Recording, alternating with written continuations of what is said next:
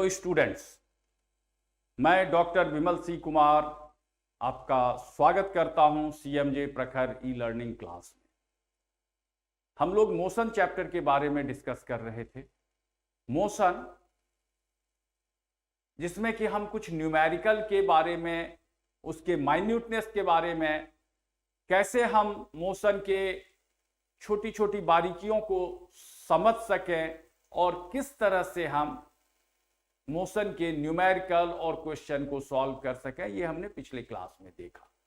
आज के क्लास में हम देखेंगे कि जो आपके एनसीईआरटी एक्सरसाइज के क्वेश्चन हैं उसे हम कैसे सॉल्व करते हैं, खास करके न्यूमेरिकल और कंसेप्चुअल क्वेश्चन भी। तो क्वेश्चन है, आपके बुक का क्वेश्चन है, an object has moved through a distance, can it have zero displacement. Question है कि क्या जीरो डिस्प्लेसमेंट हो सकता है। ऑब्जेक्ट ने कुछ दूरी तय की है तो डिस्प्लेसमेंट जीरो होगा या नहीं होगा, एक क्वेश्चन है। If yes, support your answer with an example. Question clear है कि ऑब्जेक्ट ने डिस्टेंस ट्रेवल की है और यह डिस्प्लेसमेंट क्या जीरो हो सकता है। तो आप जैसा जानते हैं कि displacement is what? Displacement is change in position with direction. That is final position minus initial position. तो हमें डिस्प्लेसमेंट मिलेगा। अब फाइनल पोजीशन और इनिशियल पोजीशन को आप यूं देखें, एक ऑब्जेक्ट ने पॉइंट ए से अपनी जर्नी शुरू की, बी पॉइंट पर आया, से ये 5 किलोमीटर की जर्नी इसने तय की, और and after that The object starts returning from B. B से लौटने की कोशिश कर रहा है और फिर वह इसी पाथ से होते हुए A पर आ गया। B पर पहुंचा था और A पर आ गया, कुछ भी टाइम इसने लिया। तो फाइनल और इनिशियल पोजीशन का डिफरेंस क्या होगा? ये जीरो हो जाएगा। और in that case, as you know, if displacement is zero, it means it's final and initial position coincides. एक ही जगह पर ऑब्जेक्ट आकर के रुक गया। कोई एक ऑब्जेक्ट सर्कुलर पाथ पर ट्रैवल कर रहा है, यहां से इसने शुरू की जर्नी इस पॉइंट से और यहां पर आकर के खत्म हो गई। तो फाइनल और इनिशियल पोजीशन दोनों सेम है और इस केस में डिस्प्लेसमेंट जीरो हो सकता है और हुआ है। ये एग्जांपल्स हैं। तो मुझे उम्मीद है ये आपको समझ में आ गया। अगले क्वेश्चन की ओर हम चलते हैं। दूसरा क्वेश्चन कहता है, farmer moves along the boundary of a square field of side 10 metre in 40 second. Square field है। स्क्वायर फील्ड कहने का मतलब चारों साइड इसकी बराबर होगी। मान लें कि ये रफ डायग्राम यदि मैं बनाता हूं, इसने ए से बी 10 मीटर, बी से सी ये भी 10 मीटर, और सी से डी 10 मीटर, और डी से ए 10 मीटर। ये स्क्वायर फील्ड है। इसके चारों तरफ फार्मर क्या कर रहा है? मूव कर रहा है। What will be the magnitude of displacement of the farmer at the end of 2 minutes 20 seconds? अब पहले इसकी हम जहां से फार्मर के मूवमेंट को देखते हैं उसे एनालाइज कर लेते हैं। 40 सेकेंड में ये 10 मीटर के स्क्वायर के बाउंड्री के पेरिफेरी में फार्मर घूम रहा है। कहने का मतलब 10 + 10 + 10 + 10 और 4 × 10 40 मीटर यह ट्रैवल करता है इन 40 सेकेंड। तो यदि हम इसके स्पीड की बात करें तो 40/40 metre per second, that is 1 metre per second की इसकी वॉकिंग स्पीड हो गई। अब यदि फार्मर चल रहा है, कितनी देर तक चल रहा है? 2 मिनट 20 सेकेंड। तो 2 मिनट 20 सेकेंड्स इक्वल टू कितना? 2 × 60 + 20 second, so this is equal to 120 plus 20, so this is equal to 140 second. Farmer की जर्नी कितनी देर तक होनी है? 140 सेकेंड तक। अब 1 मीटर यह 1 सेकेंड में ट्रैवल करता है, तो 140 सेकेंड में कितना डिस्टेंस ट्रैवल करेगा? सिंपल सा हिसाब है, सिंपल सा इक्वेशन है कि यह 140 मीटर की डिस्टेंस को ये ट्रैवल करेगा। 140 मीटर डिस्टेंस फार्मर ने ट्रैवल की। अब आप देखें कि यदि यह बाउंड्री के चारों तरफ एक चक्कर लगाता है तो कितनी डिस्टेंस ट्रैवल होती है? 40 मीटर। तो 140 मीटर चलने में उसने कितने राउंड लगाए अपने ये स्क्वायर फील्ड के? तो ये हम पता कर सकते हैं डिवाइड करके। This is equal to 3.5 round इसने लगाए। कहने का मतलब 3 राउंड लगाया। और पूछा क्या गया है आपसे, ये देखें, मैग्नीट्यूड ऑफ डिस्प्लेसमेंट पूछा गया है। तो जब 3 राउंड्स ये लगा रहा है, 3 राउंड जब ये लगा रहा है, तो 3 कंप्लीट चक्कर में जब ये ए से चला और ए पर ही पहुंच गया, तो after 3 round it again reaches, former again reaches A. तो डिस्प्लेसमेंट तो यहां तक तो 0 हो गया है। अब उसने हाफ राउंड और लगाया। हाफ राउंड कहने का मतलब this is complete round, 4 sides, so half round is 2 sides, so farmer will reach point C if he starts from A, तो ये C पर पहुंचेगा। यदि B पर है तो D पर पहुंचेगा, यदि C पर है तो A पर। कहने का मतलब ये डायगोनली अपोजिट पहुंच गया। यह मैं एक केस की बात कर रहा हूं, एक और केस मैं यहां बताऊंगा। तो हम कोई भी केस हो तो इस डायगोनल डिस्टेंस को कैलकुलेट कर सकते हैं। ये 10 मीटर है, ये 10 मीटर है, तो ये हो जाएगा 10 square plus 10 square under root, this is equal to 10 root 2। अब रूट 2 की वैल्यू आपको मालूम है, root 2 is 1.41 multiplied by 10, so this is equal to 14.14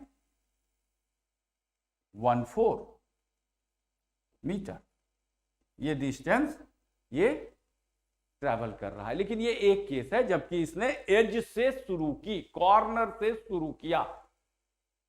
यदि ये कॉर्नर से शुरू नहीं करता है तो ये डिस्टेंस, डिस्प्लेसमेंट, इस डिस्प्लेसमेंट को फाइंड आउट करने में थोड़ी सी परेशानी होगी।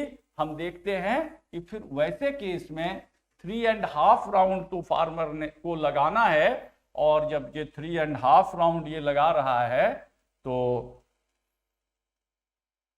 मान लें ये आपका स्क्वायर फील्ड है, ये ए है, बी है, सी है, डी है।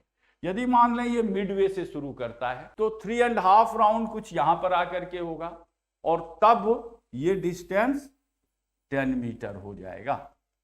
यदि उसने यहां से शुरू किया कुछ इधर होगा, तो ये कैलकुलेशन फिर एक अलग डायरेक्शन में चला जाएगा। लेकिन आपके नॉलेज में ये होना चाहिए कि फार्मर ने जर्नी शुरू कहां से की है, चलना शुरू कहां से किया है, फिर डिस्प्लेसमेंट हम निकालेंगे। और यदि हमने डिस्प्लेसमेंट एज से शुरू करने के कारण निकाली तो ये डायगोनली अपोजिट जाएगा, और डायगोनली अपोजिट जाएगा तो ये 10 रूट 2 हो जाएगा, और इसका मैग्नीट्यूड 14.1 मीटर आएगा।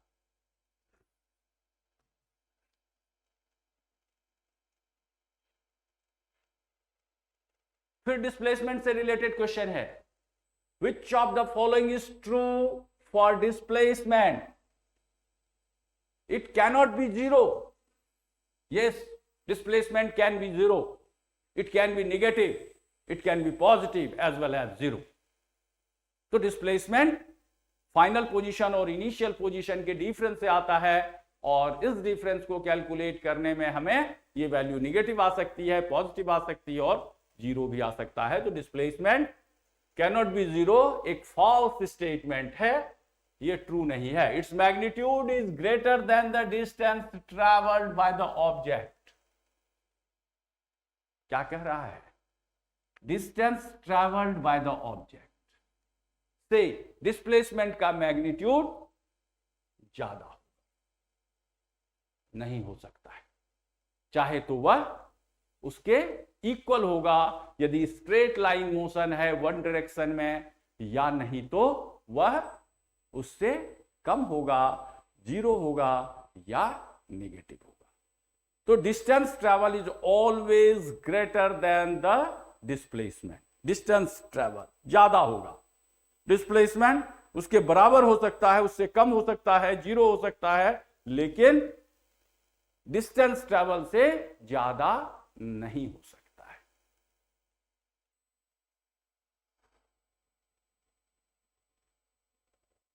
स्पीड और वेलोसिटी के डिफरेंस को डिस्टिंग्विश करना है, स्पीड और वेलोसिटी को, दोनों के अंतर को बताना है।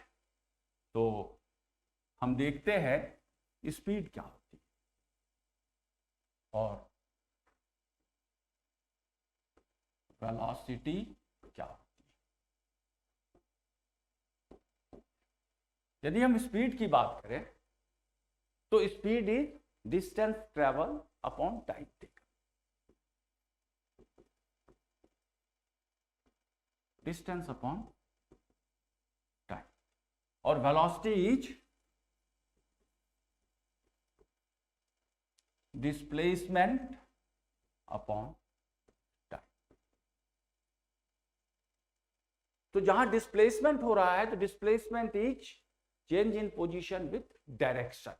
तो वेलोसिटी एक वेक्टर हो जाएगा, v for velocity, v for vector, और स्पीड स्केलर हो। जबकि दोनों के सिमिलरिटी को देखें तो metre per second is its unit. Unit दोनों का सेम है, लेकिन दोनों के कंसेप्ट में डिफरेंस है। अब displacement can be zero, negative और positive.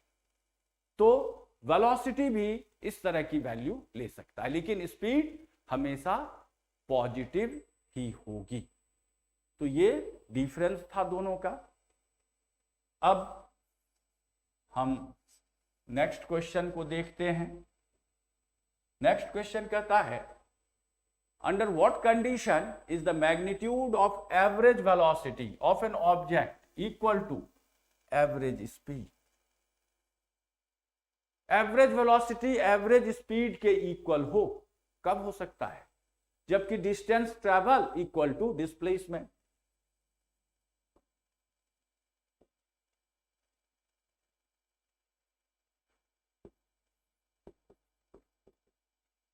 Distance equal to displacement. और ये कब होगा? जबकि ऑब्जेक्ट स्ट्रेट लाइन मोशन में है, एक पॉइंट से शुरू करता है, दूसरे पॉइंट पर चला जाता है, there is no possibility of returning of the object. So in such cases distance equal to displacement and average velocity is equal to average speed. What does the odometer of an automobile measures?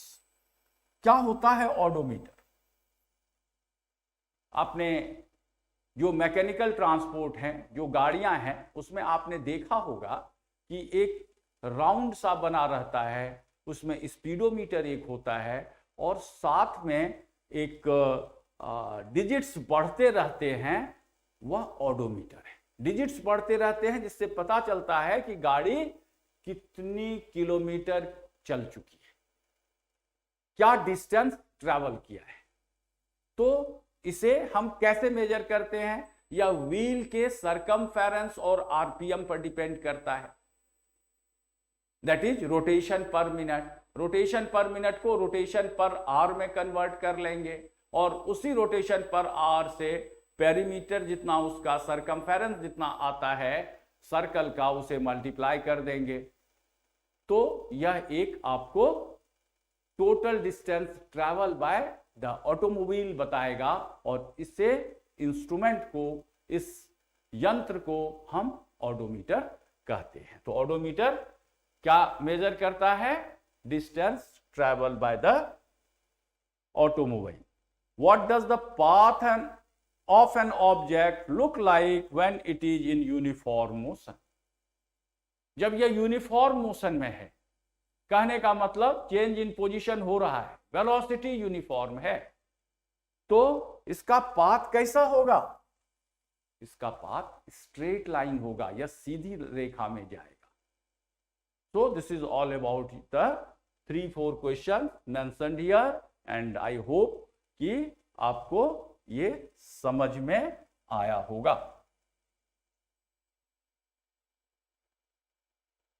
अब कहा जा रहा है during an experiment a signal from a spaceship reached the ground station in 5 minutes. हमेशा याद रखिए कि चाहे तो हम आर में रखें यदि डिस्टेंस किलोमीटर में है टाइम को, और सेकंड में रखें यदि डिस्टेंस मीटर में है। मिनट की बात ही नहीं करनी है। तो ये हो जाएगा 5 × 60 सेकेंड्स इक्वल टू 300 सेकेंड्स। और आगे अब क्या कह रहा है? What was the distance of the spaceship from the ground station? The signal travels at speed of light that is 3 × 10⁸ metre per second. अब स्पीड आपको दे रखा है, टाइम आपको दे रखा है, डिस्टेंस ट्रेवल चाहिए। तो जहां पर हम देख सकते हैं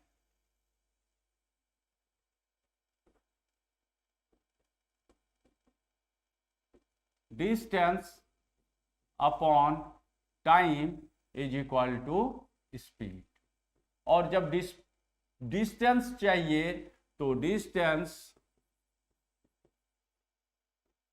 equal to speed into time. अब स्पीड क्या है? That is speed of light. आपको पता भी होना चाहिए स्पीड ऑफ लाइट कितनी होती है। This is equal to 3 × 10⁸ metre per second. ये स्पीड ऑफ लाइट है, 8 मीटर पर सेकेंड। अब टाइम कितना है? 5 मिनट्स का टाइम दिया था, उसे हमने कन्वर्ट किया, 60 से मल्टीप्लाई करके सेकेंड में ले लिया था, तो ये 300 सेकेंड हो गया, और इन दोनों को हमने मल्टीप्लाई कर दिया। तो ऐसे मल्टीप्लिकेशन में आपको सिर्फ याद रखना चाहिए कि this can be written as 3 × 10⁻²। 10 के पावर में हम कन्वर्ट कर लेते हैं, तो इससे सॉल्यूशन हमारा इजी हो जाता है। जैसे यहाँ आप देखेंगे, अब डिस्टेंस की बात हो रही है, तो डिस्टेंस ये सेकेंड और ये सेकेंड कैंसिल हो गया, डिस्टेंस की यूनिट मीटर है, 3 × 3 = 9 × 10⁻10. So this is the distance traveled by the space signal while reaching the ground. When will you say a body is in uniform acceleration, non-uniform acceleration? कब हम कहेंगे कि body uniform acceleration में है, uniformly accelerated motion है? Uniformly accelerated motion कहने का मतलब है change in velocity is uniform. मान लें कि एक ऑब्जेक्ट यदि इनिशियली 5 मीटर पर सेकेंड से चल रही थी, तो फिर ये 7 metre per second, 9 metre per second, 11 metre per second, 2 metre per second के एक्सीलरेशन से यूनिफॉर्मली बढ़ रहा है, और ऐसे में velocity time graph straight line होगा। और यदि यह नॉन यूनिफॉर्म होगा तो जिगजैग चेंज होगा। मान लें पहले ये 5 मीटर से चल रहा था, तो शुरू में ये 10 मीटर हो गया फर्स्ट सेकेंड में, again it became 12 meter, then 15 meter, then say 20 meter. तो कभी यह 5 मीटर पर सेकेंड स्क्वायर का चेंज ले रहा है वेलोसिटी में, और कभी यह 2 मीटर पर सेकेंड स्क्वायर का चेंज ले रहा है वेलोसिटी में। कहने का मतलब यह चेंज इन वेलोसिटी यूनिफॉर्म नहीं होगी, और ऐसे मोशन का graph, velocity time graph velocity time graph जो एक्सिलरेशन देता है यह स्ट्रेट लाइन नहीं होगा, ये कर्व्ड होगा, तो वैसे मोशन को हम कहेंगे non uniform accelerated motion. Next question, 10th question, that is a bus decreases its speed from 80 km per hour to 60 km per hour in 5 seconds। अब यहां किलोमीटर पर आवर है, time taken is in second, तो uniform homogeneous इसकी unit नहीं है, हम इसे homogeneous करेंगे, एक ऐसा करेंगे। कैसे करेंगे? Find the acceleration of the bus, speed दी हुई है और एक्सिलरेशन पूछा गया है, तो इसके लिए हमें क्या करना होगा? Rate of change of velocity is acceleration. लेकिन उससे पहले हमें 80 किलोमीटर पर आवर और 60 किलोमीटर पर आवर को कन्वर्ट करना होगा मीटर पर सेकेंड में।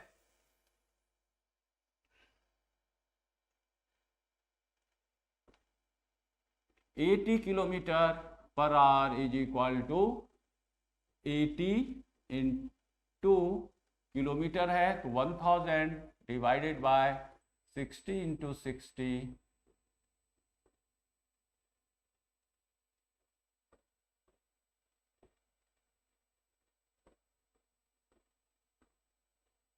so this is equal to 200/9 metre per second. और यदि 60 किलोमीटर पर आवर को देखें तो ये हो जाएगा आपका 60 इंटू 5/18, ये 6 से चला गया 10 50/3 metre per second. Time taken watch 5 second. अब v2 माइनस v1 या v माइनस u जो भी हो, final velocity minus initial velocity divided by time. So बड़ा लग रहा है 200/9 minus 50/3 divided by 5, 9 LCM, then 200 minus 150 divided by 5. So this is equal to 5/1 भी हम लिख सकते हैं, and this will be equal to 50 divided by 9 into 1. So this will be 10/9। अब ये क्या है? यहाँ पर इसकी यूनिट क्या थी? मीटर पर सेकेंड, और ये है सेकेंड, तो इसकी यूनिट हो जाएगी मीटर पर सेकेंड स्क्वायर। तो ये एक्सेलरेशन आपको मिल गया। Okay,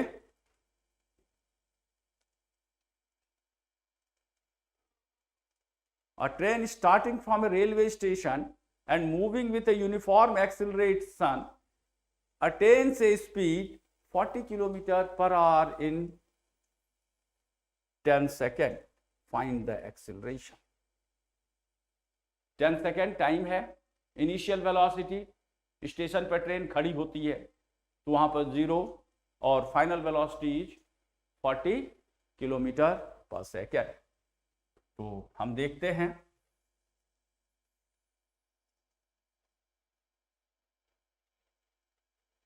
u is equal to 0 as train is standing and v is equal to 40 km/s. This is equal to 40 into 5/80 and time taken is 10 minutes. T is equal to 10 minutes is equal to 600 minute time है। अब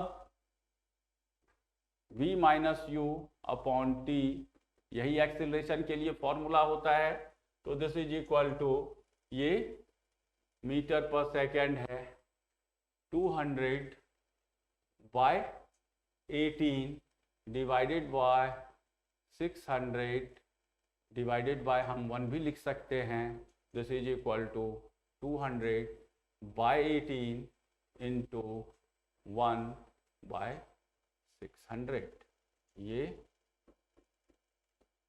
1/54 metre per second square. ये आपका solution आ गया, 1/54 metre per second square, ये acceleration आ गया। कह रहा है what is the nature of the distance time graph for uniform and non uniform motion. ये जब हमने ग्राफिकल रिप्रेजेंटेशन ऑफ मोशन बताया था उसमें ये बातें डिस्कस हुई थी कि डिस्टेंस टाइम ग्राफ से हमें वेलोसिटी का पता चलता है, और जब हम वेलोसिटी की बात करते हैं तो कुछ ये एक डिस्टेंस है, एस से डिनोट करते हैं, मान लें मीटर में है, या ये टाइम है, टी से डिनोट करते हैं, सेकंड में ये है। और यदि हम बात करें किसकी, पहले यूनिफॉर्म मोशन की, तो डिस्टेंस टाइम ग्राफ से वेलोसिटी की बात हमें पता चलती है, वेलोसिटी के बारे में इंडिकेट किया जाता है। और जैसे भी हो यह स्ट्रेट लाइन होगा यदि यूनिफॉर्म मोशन है। यदि यह नॉन यूनिफॉर्म मोशन है तो ग्राफ का नेचर, यदि यह नॉन यूनिफॉर्म है तो ग्राफ स्ट्रेट लाइन नहीं रह जाएगा, ये ग्राफ कुछ कर्व की तरह हो जाएगा, ये स्ट्रेट लाइन नहीं रहेगा। तो यूनिफॉर्म और नॉन यूनिफॉर्म मोशन की बात आपने देखी ग्राफिकल फॉर्म में कि कैसे ग्राफ इसे रिप्रेजेंट करता है। What can you say about the motion of an object whose distance time graph is a straight line parallel to the time axis? Time axis के parallel straight line distance time graph, और पूछा है किसके बारे में, motion के बारे में। देख लेते हैं, ये है डिस्टेंस, ये है टाइम, इसके पैरेलल हो गया, टाइम बढ़ते जा रहा है, डिस्टेंस फिक्स है, डिस्टेंस नहीं बढ़ रहा है। तो इस ग्राफ के बारे में हम क्या कंक्लूड कर सकते हैं कि यह मोशन नहीं है, object is at rest, object move नहीं कर रहा है और इसकी स्पीड 0 है, आप जो कह लें, लेकिन ऑब्जेक्ट के पोजीशन में चेंज नहीं हो रहा है यदि यह टाइम एक्सिस के पैरेलल हो जाए।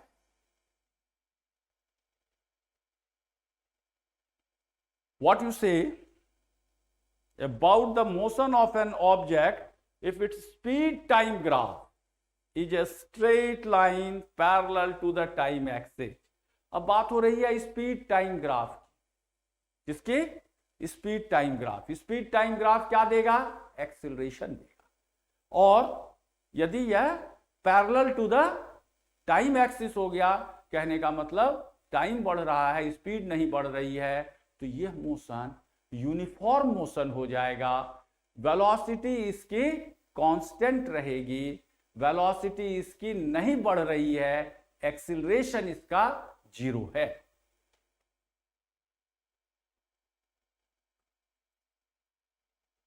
ये स्पीड है, ये टाइम है, ये ग्राफ कुछ ऐसा पैरेलल हो रहा है, इसकी स्पीड नहीं बढ़ रही है, टाइम बढ़ते जा रहा है, कहने का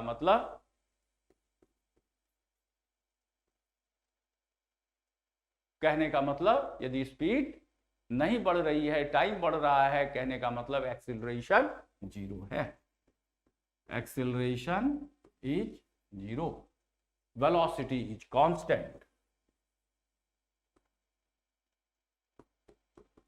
unchanged।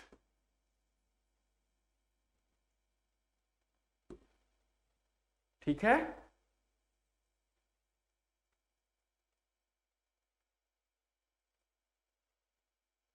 what is the quantity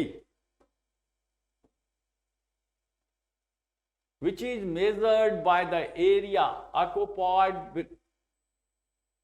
below the velocity time graph? एक ग्राफ है, तो वेलोसिटी टाइम ग्राफ से यदि हम कैलकुलेट करते हैं तो ये डिस्टेंस ट्रैवल देता है। यदि मान लें कि ये एक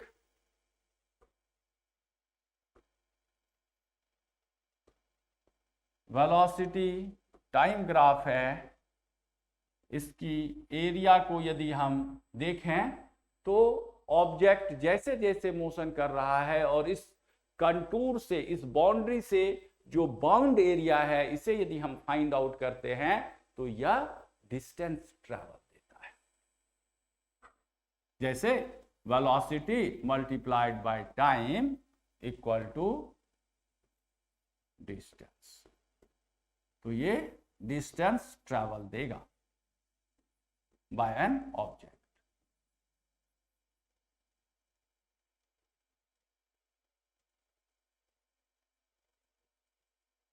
A bus starting from rest.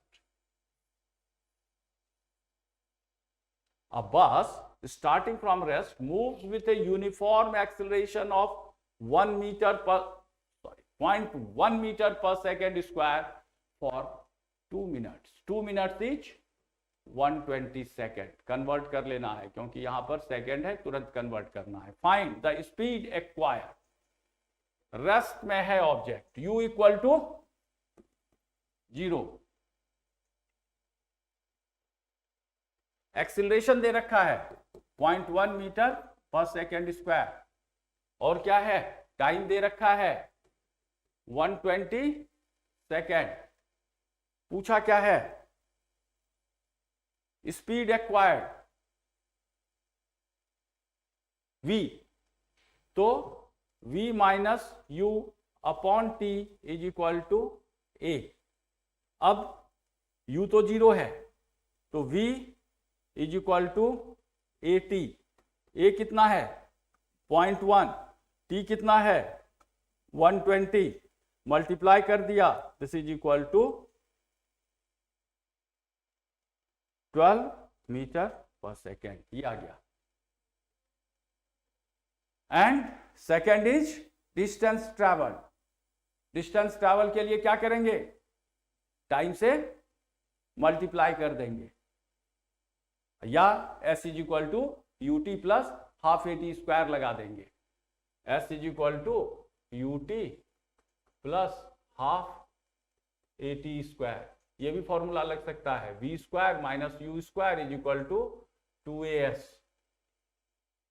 2a आकर के इधर डिवाइड हो जाएगा, s is equal to v square minus u square upon 2a।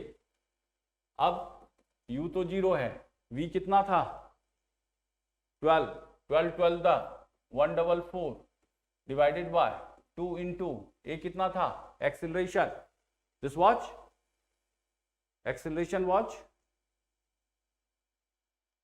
0.1 metre per second square, 0.1 से इंटू कर दें, ये 72, दिस इज डिस्मल हट गया, 0 आ गया, 720 मीटर।